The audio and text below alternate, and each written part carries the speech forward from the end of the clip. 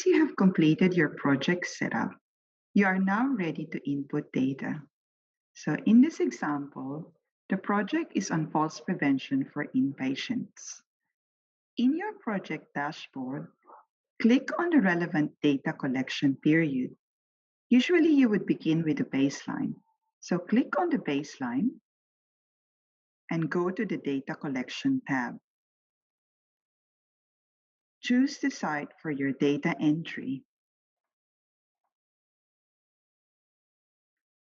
There are two ways you can enter data. You can enter data for all criteria at the same time, which is known as the bulk record data entry, or enter data for each criteria one at a time, or the single record data entry. Let's do the bulk record data entry first. For this type of data entry, click the Submit Record. In the screen, double-check that you are entering data for the selected site.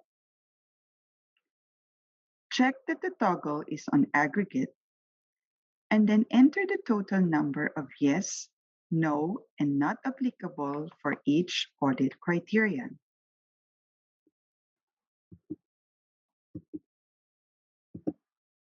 You can also add your comments for each audit criterion by clicking on the Add Comment, or add an overall comment for this data collection period.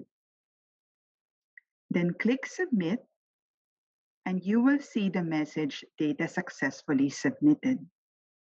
The screen will show you all the data entered for the project at baseline. When you're ready to enter data for another site, click Submit Record, choose the relevant site, and do the same process as shown earlier.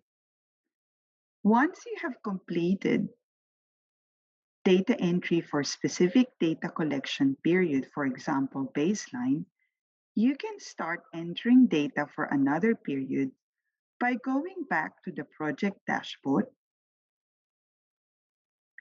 and selecting the relevant data collection period. So this time around, it's the follow-up one. The same data entry process applies for all the data collection periods. For the follow-up, let's do the single record data entry, where you will enter data for each criteria one at a time. Choose the site for your data entry. Then hover over the individual audit criteria and click on the blue plus sign. In the screen, double-check that you are entering data for your selected site. Check that the toggle is on aggregate, and then enter the total number of yes, no, and not applicable, or add comments accordingly. Click Submit, and again, you will see the message, Data Successfully Submitted. Repeat the process for the remaining audit criteria for all the different sites.